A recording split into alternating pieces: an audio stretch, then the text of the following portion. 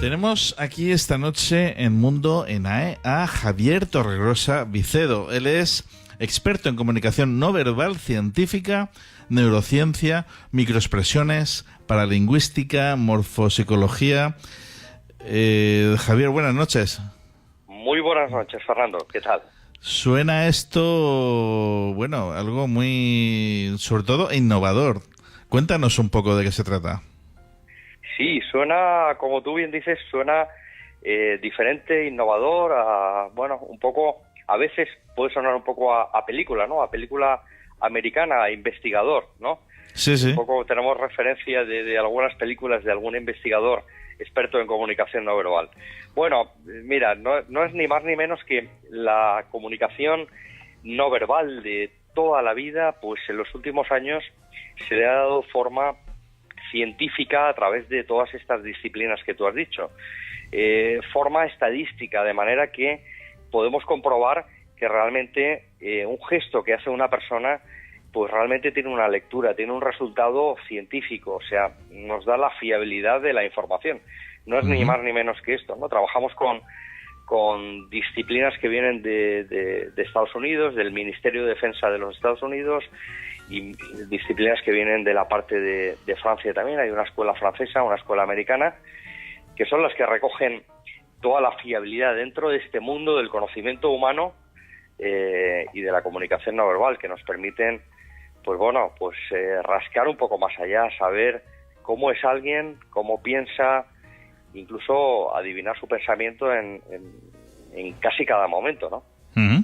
¿Y hay alguna forma de engañar esto de una forma consciente e inconsciente?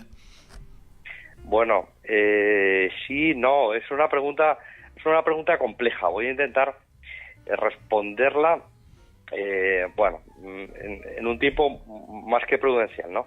Bueno, es muy difícil porque los gestos que estudiamos nosotros, los gestos son no conscientes, son impulsos no conscientes que realizamos, nos rascamos en un sitio, giramos la cabeza, las pupilas se agrandan o se contraen, los párpados caen o se elevan de manera inconsciente, con lo cual es prácticamente imposible poder controlar este tipo de movimientos. Pero, por eso digo yo, prácticamente imposible, no es imposible del todo. Hay diferentes personas, a nivel de personas muy racionales, con mucho control, que aproximadamente puede ser un 3% de la población que podrían, si tuvieran los conocimientos, podrían llegar a engañarnos. Uh-huh. Entonces es muy, muy difícil, pero no imposible. Uh-huh. ¿Y de forma inconsciente? O sea, una persona que engaña sistemáticamente a vuestra forma de analizar, pues porque, yo qué sé, no responde a los estándares. Sí, ya te digo, sería aproximadamente un 3% de la población, aquellas personas, podemos decir que tienen la capacidad, la frialdad, la racionalidad de poder, uh-huh. No sentir las emociones tal como las sentimos el resto de personas y poder además controlarlas. Uh-huh. No, me refiero a algo sin control, o sea, una forma de reaccionar, por ejemplo, que no corresponda a los parámetros que tenéis. Bueno, realmente todo el mundo actuamos de la misma manera ante una emoción, ante un pensamiento concreto, ¿no? Al final las señales, los ítems que llamamos nosotros, son exactamente iguales, ¿no? Cuando alguien miente, hace determinadas cosas, cuando alguien está molesto, realiza determinados gestos, y al final son los mismos, ya sea para cualquier raza, cultura, población, país, da lo mismo. Cuando se visualizan esos gestos, realmente sí que tienen un significado, podemos dar la lectura exacta del pensamiento de la persona. Otro tema es si la persona, como decíamos, no, pues tiene la capacidad y el control de no hacer esos gestos, de mantenerse totalmente inmóvil, inerte, para que no le podamos cazar nada. Es muy difícil, pero algunas personas lo pueden llegar a hacer, ¿no? Uh-huh. Esto me recuerda a las películas de Sherlock Holmes, por ejemplo, ¿no? Sí. En los últimos años, películas de Sherlock Holmes o series como Lie to Me, Miénteme, efectivamente, una película del doctor Paul Ekman que bueno, en principio posiblemente sea la persona más famosa en este mundo de la comunicación no verbal, conjuntamente con Philippe Touchet.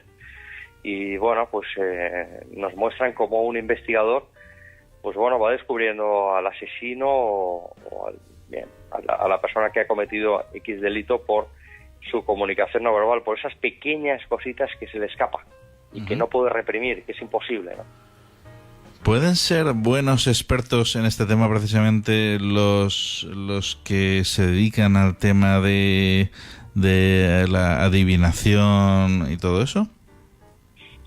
Bueno, sí, al final ese sexto sentido que muchas veces ciertas personas tienen, personas que digo yo, no estoy metido en el mundo de esa adivinación, además me suena un poco a un mundo un poco de fábula, pero bueno. Por eso, porque hay mucha gente ganándose el dinero con esto, y yo pienso que muchos de ellos lo que tienen aparte es una capacidad tremenda de por pequeños gestos y pequeñas cosas, pues conocer mucho acerca de la persona que tienen delante. Claro, exactamente. A mí todo esto que tú estás diciendo es muy coherente, muy sensato. A mí me parece exactamente lo mismo que has dicho tú. Personas que tienen esa capacidad de poder interpretar esa comunicación, ese lenguaje no consciente, y pueden adivinar de alguna manera pues cómo está la persona, si está mal, si está deprimida, y muchísima más información que pueden saber, ¿no? Realmente esto es experiencia de estas personas, pues es diferentes situaciones que se han encontrado en su vida con diferentes personas, y al final, pues bueno, esa experiencia les dice que alguien que está exactamente igual, pues posiblemente le pase lo mismo. Y al final pues van uniendo experiencias y se dedican a ser adivinos, cuando realmente pues bueno, pues tienen una información de base que podría ser buena, ¿no? Sí, sí, no te digo que no, en absoluto. ¿Qué hay que hacer porque bueno, tú serás quizá, pienso, de los primeros en oficializar este campo, ¿no? ¿Cómo empezaste con todo esto? Bueno, vamos a ver, sí. Empecé, y además es un tema, fíjate, que nunca lo he comentado, ¿no? Pero bueno, yo empecé oficialmente hace unos 27 años, ¿no? 27 años. Empecé a realmente a acercar al mundo del conocimiento humano, a la comunicación no verbal. Me parecía muy impactante que pudiéramos saber cosas de otras personas, cosas profundas de otras personas a través de si miraban a la izquierda o miraban a la derecha, o se rascaban en una determinada parte de la cabeza o del pecho o de la barriga, o hacían un determinado gesto. Me empecé a interesar cuando tenía apenas 20 o 21 años, ¿no? Empecé a indagar sobre el mundo de la comunicación no verbal, del conocimiento humano, empecé a buscar, a hacer, a leer todo lo que se me ponía delante, hasta apenas hace unos 15 años que empecé a encontrar la parte científica, la parte testada, la parte realmente que nos da la realidad, porque todos esos años atrás, pues bueno, cada autor decía una cosa, olía un poco a humo, habían opiniones buenas, otras malas y otras regulares. Desde hace unos 15 años, todos estos planteamientos a través de varias disciplinas, pues se han formulado estadísticamente, ya tenemos fiabilidad, ¿no? De hecho, viene sobre todo de parte del gobierno de Francia, del gobierno de Estados Unidos, de ministerios de defensa, etcétera, etcétera. Y ahí empezó mi trayectoria un poco oficial, ¿no? Pero mi trayectoria no oficial empezó pues cuando apenas yo tenía 3 y 4 años, cuando era un niño introvertido, y en vez de hablar, lo que hacía en cualquier reunión familiar o incluso de amigos, cualquier reunión del tipo que sea, yo me dedicaba a observar a las personas. Era tremendamente tímido, y entonces, pues en vez de hablar me dedicaba a observar. Y realmente, pues bueno, empecé a adquirir experiencia ya sin saberlo, y esto lo reflexioné hace muy poquito tiempo, ¿no? Pero realmente empecé a coger experiencia desde que yo tenía 3 y 4 años, que apenas comunicaba con mi verbalidad, con mi voz, pero me dedicaba a observar a las personas y a intentar adivinar cómo era cada una de las personas. Y en muchísimos casos conseguía saber cómo era. Y sabiendo cómo es alguien y cómo actúa, puedes adivinar también los pasos que esa persona podría dar en el futuro. Qué bueno, qué bueno. Bueno, este campo la verdad es que tiene muchísimas salidas a nivel profesional. ¿Puedes explicar un poco a la audiencia de qué estamos hablando? Sí, hasta esto es un poco un tema de futuro que en todas las universidades, desde ENAE, por ejemplo, desde la Escuela de Negocios de ENAE, creen mucho en la parte científica de la comunicación no verbal. Hasta hace bien poquito, pues bueno, realmente un experto en comunicación no verbal estaba destinado, pues bueno, al mundo de la psicología, psiquiatría, al mundo policial, pero desde hace muy poquito tiempo, realmente 2-3 años, hay cierta demanda, sobre todo en otros países, pero ya está empezando aquí en España. ¿Qué quiere decir? Que cuestión de 2, 3, 4 o 5 años ya veremos empresas medianas, empresas grandes en sus departamentos de recursos humanos, sus departamentos de marketing, sus departamentos de personal, de estrategia, recoger o admitir o preocuparse por tener una persona del mundo de la comunicación no verbal, de los recursos humanos.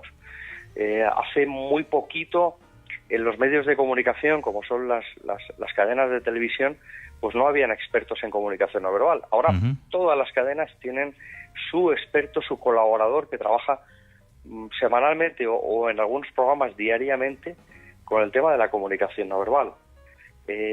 Unas veces trabajan con la parte científica o son expertos con la parte científica y otros no, son expertos, bueno, no muy científicos, pero bueno, quiere decir que se abre un maravilloso mundo del conocimiento humano, se abre un mundo en el que si tú sabes con quién tratas, con quién trabajas, pues realmente puedes sacar mucho más partido tanto a esa persona como a la interacción, a la comunicación, a la negociación, a una venta. Bueno, se abre un campo brutal, es como el campo de la robótica. Hombre. Pues el campo de la robótica posiblemente sea uno de los campos con más futuro en los próximos años. Pues el campo del conocimiento humano, de saber cómo piensan las personas, cómo actuarán, cómo son, pues es uno de los campos en los que todas las empresas dentro de poco tendrán personal dedicado a ello, ¿no? Hombre, es que partes con muchísima ventaja. Por ejemplo, un vendedor que sepas cómo va a reaccionar tu cliente y si está mintiendo, si no está mintiendo. Ya solo eso veo una ventaja realmente muy interesante, ¿no? Sí, una ventaja competitiva. Si miente, si no miente, fíjate que hay personas que podemos ser más racionales o más emocionales o más instintivos, ¿no? Que nos guste más los temas materiales, el dinero y demás. Y fíjate, si nos encontramos a un cliente que tengamos delante, pues a lo mejor la motivación de ese cliente es el dinero, o es la comida, o la motivación de ese cliente es la ilusión, los temas emocionales o no, o por el contrario son los temas intelectuales, una persona que procesa la información con datos. Si sabemos qué tipo de cliente tenemos delante, pues podemos ajustarle una argumentación de nuestro producto adaptada a como es él. Por ejemplo, pues si le queremos vender un coche, le podemos hablar de lo maravilloso que es disfrutar al aire libre o con la familia y pasar un fin de semana y con los amigos con ese coche, o le podemos hablar del rendimiento que da ese coche, del consumo de combustible, o le podemos hablar de que esa persona, por ejemplo, pues va a poder ligar y va a poder ser el rey del mambo con un determinado tipo de coche. A cada persona le podemos dar una argumentación. El tema, ¿y cómo sabemos qué argumentación le tenemos que dar a cada persona? Pues, claro, conociendo, por ejemplo, psicología del rostro o sinergología, podemos saber exactamente cómo es la persona y cómo le podemos argumentar a esa persona. Sí, sí. Partimos con ventaja. Nosotros, fíjate que en alguno de los... Me acuerdo que hicimos hace muy poco una jornada en ENAE y le llamamos superpoderes para gente normal. Es decir, son herramientas que nosotros consideramos un poco, bueno, le hemos llamado en algunas jornadas superpoderes, porque realmente lo son. y para gente normal, para gente que no hace falta que tenga ninguna cualificación ni nada de nada, sino que son herramientas muy sencillas y que cualquier persona, pues integrando y practicando estas herramientas, pues puede tener un poder sustancial sobre otras, ¿no? Sí, sí. Sobre otras, mejor dicho, con otras, no sobre. Sobre parece que vayamos a manipular, ¿no? Sí, acabas de nombrar precisamente el tema de ligar. Digo, madre mía, sería un auténtico peligro el que sepa precisamente de manejar estas herramientas bien y ponerse a hacer estas cosas. Sí, esto es como todo. A nosotros también, dentro de nuestras formaciones, en ENAE próximamente, aprovecho para comentar que bueno, pues se realizará un experto en comunicación no verbal científica. Qué bueno. Bueno, dentro de nada, posiblemente pues para ahora a la vuelta del verano. El que quiera información, pues en unos días posiblemente ya la pueda tener y se puede inscribir. Y bueno, te da un poder especial, ¿no? Esta formación. Yo pongo siempre el ejemplo de un electricista o de un fontanero o de un albañil, que en su maleta pues alguien lleva una caja de herramientas y lleva un destornillador. Tú con el destornillador puedes arreglar un enchufe o le puedes pegar una cuchillada a alguien y matarlo. Entonces, claro, nosotros siempre en nuestras formaciones lo que hacemos es que hablamos anteriormente con el alumno, a ver qué tipo de alumno nos vamos a encontrar, para qué va a utilizar estas herramientas, si va a utilizar este destornillador para arreglar cosas o para amenazar a alguien. Entonces, sí, tiene una doble cara, como tú has comentado antes, e intentamos que en la medida de lo posible que el que maneje esta información, que es una información vital, pues lo dedique a ayudar y a mejorar, que no lo dedique a manipular ni a aprovecharse de las circunstancias. Claro. Precisamente, como has comentado, que todo el mundo sigue un mismo patrón, entonces podríamos decir, por ejemplo, para uso policial, de una forma un poco más oficial, que vamos, la policía lo puede usar ya, por ejemplo, para identificar delitos, por ejemplo. Sí, vamos a ver, sí, parte de las herramientas, de hecho, ya se utilizan. Nosotros hemos dado y damos formación a cuerpos y fuerzas de seguridad, a Policía Nacional, a la Guardia Civil y también a la policía local de ciertas partes de España. No solamente los que se apuntan directamente a nuestros cursos en diferentes escuelas de negocios o universidades, sino directamente hacemos cursos para los cuerpos y fuerzas de seguridad, ¿no? En algunas ciudades de España. Y estas herramientas científicas ya llevan utilizándolas algunos policías, no en toda España, ni en todos los departamentos, pero algunos policías y algunas unidades ya llevan utilizándolos pues ciertos años, ¿no? En un ámbito mucho más reducido del que nos gustaría dar más formación a más departamentos, a más personas dentro de la policía o las policías, pero realmente hay unidades importantísimas en España dentro de la Guardia Civil que, por ejemplo, ya se les ha dado y se les lleva mucho tiempo dando formación, ¿no?, en estas disciplinas, ¿verdad? Has hablado hace relativamente poco acerca del programa que se va a ofrecer en ENAE ahora después del verano. ¿Tienes pensado, lo tienes ya estructurado como para decir qué es lo que vais a tocar? Sí, el programa ya está propuesto, está encima de la mesa, ya hemos tenido varias reuniones con ENAE. Sí, es un programa fundamentalmente que va a tocar tres ámbitos, tres temas. La comunicación no verbal, va a tocar partes de comunicación también, comunicación verbal, y va a tocar negociación. Vale, dentro de un proceso, dentro de un método en el cual lo primero que tenemos que tener en cuenta es que debemos, antes de lanzar argumentaciones, antes de hablar, antes de negociar, antes de vender, lo que tenemos que tener en cuenta es saber quién nos encontramos delante, cómo es el tipo de persona que tenemos delante, antes de empezar a emitir valoraciones, juicios o argumentaciones. Entonces, la parte del conocimiento humano y de la comunicación no verbal es la parte fundamental, es la parte básica, son los pilares del edificio. En esa parte estructuraremos un 60% de todos los contenidos que vamos a dedicarlos a saber quién es la persona y qué comunicación no verbal tiene. Detección de mentiras, saber si está cómodo o incómodo, saber cómo es esa persona, profundizar en la psicología de las diferentes tipologías de personas, etcétera, etcétera. Cuando ya sabemos quién es quién y cómo reacciona esa persona y dominamos los gestos, pues realmente empezamos a preparar argumentaciones. Vamos a preparar argumentaciones para cada persona, trajes a medida para cada persona. Dependiendo cómo sea la persona, todos somos distintos y todos tenemos partes en común, pero bueno, trabajamos para establecer mensajes, trajes a medida para cada uno de nuestros interlocutores, para que podamos llamar la atención, podamos hablar el mismo idioma con nuestro interlocutor.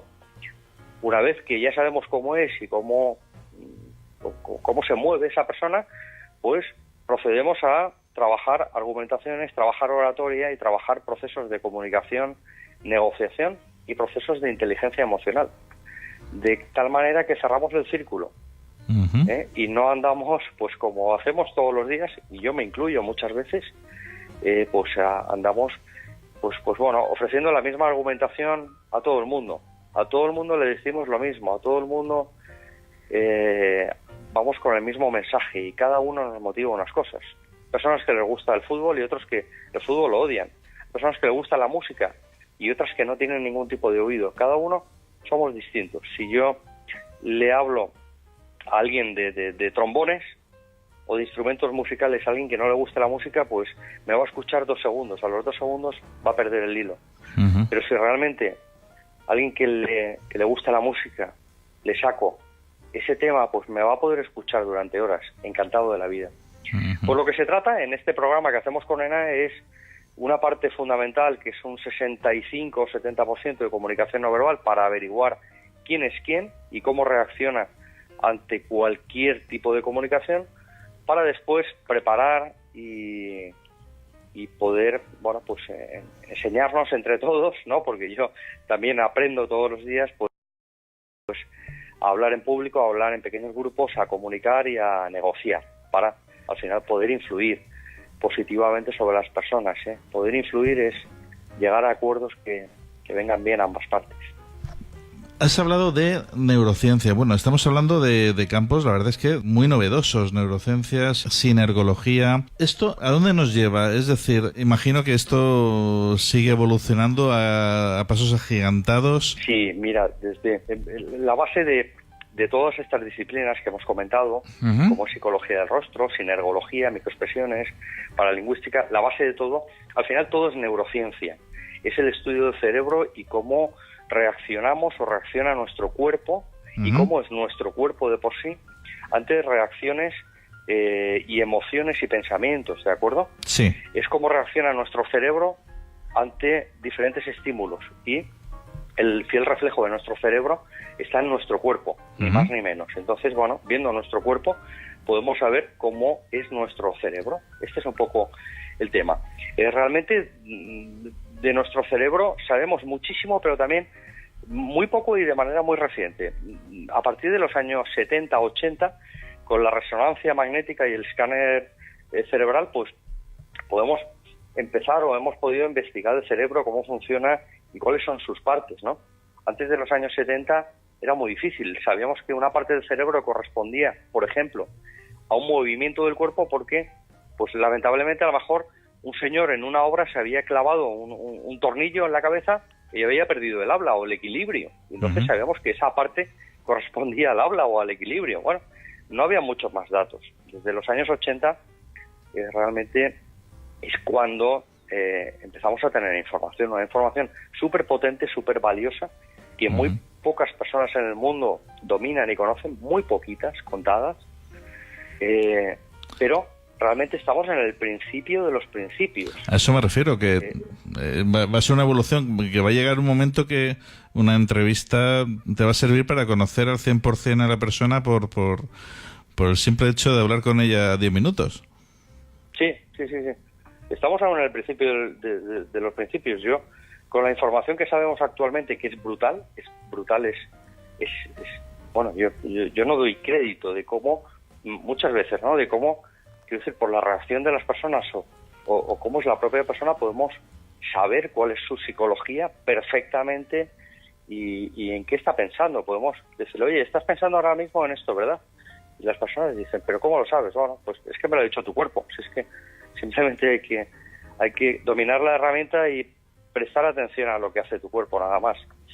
Pero esta información, yo me imagino que dentro de 10, 20, 30, 40 años, que ya conozcamos el cerebro con total profundidad, pues bueno, es que realmente no va a haber secretos absolutamente para nadie, ¿eh? Para nadie.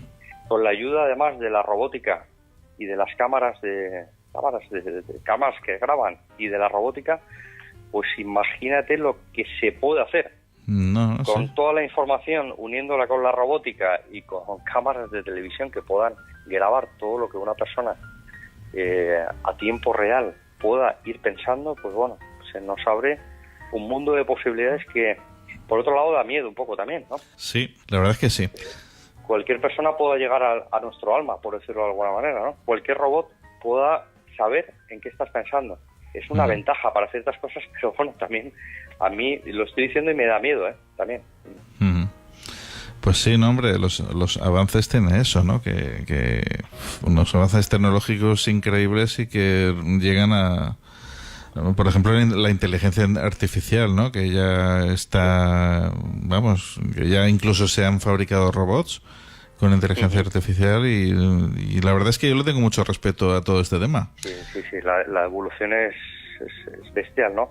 Y la evolución es bestial desde hace muy poco tiempo, porque el ser humano, como más o menos ser humano, lleva unos 3,5 millones de años, y luego antes habían otras especies parecidas al ser humano, entre el mono o el gorila del ser humano, pero como hombre llevamos en la Tierra unos 3,5 millones de años, y la evolución a nivel intelectual importante pues ha sido, bueno, pues desde hace 200.000 años, pero la auténtica revolución intelectual ha sido desde hace unas pequeñas decenas de años, ¿eh? Sí, por eso. No mucho más, o sea, que quiere decir que estamos ahora en pañales y en los principios. Yo siempre digo que los niños nacen cada vez más listos. Esto es un tema de evolución, es un tema genético, ni más ni menos, ¿no? Dentro de 100 años, los niños que nazcan serán tremendamente más listos que los niños que nacen actualmente, ¿no? Sin duda, además rodeados de tecnología, sí. Vamos, lo van a tener mucho más fácil, por otro lado. Sí, también, exactamente. Sí. Pues pero bueno, nos llevamos a un futuro que es impredecible, nadie puede saber qué nos depara el futuro, ¿no? Sí. Imposible saberlo. Pues Javier, muchísimas gracias por tenerte aquí esta noche atendiéndonos y bueno, la verdad es que ha sido una conversación muy interesante y vamos, yo pienso que este programa sobre el experto en comunicación no verbal científica, yo pienso que es algo muy pero que muy interesante para cualquier persona, una herramienta utilísima y que sin duda es el futuro. Está más que claro que es el futuro. Así opino yo también. Nada, un placer estar contigo, con vosotros, Fernando. Un abrazo para los oyentes y bueno, pues a tu disposición el día que quieras volver a compartir un ratito conmigo. Pues, encantado de la vida. Muchísimas gracias. Seguro que lo volveremos a hacer. A ver si pues después del verano pues volvemos a contactar y a ver cómo va todo.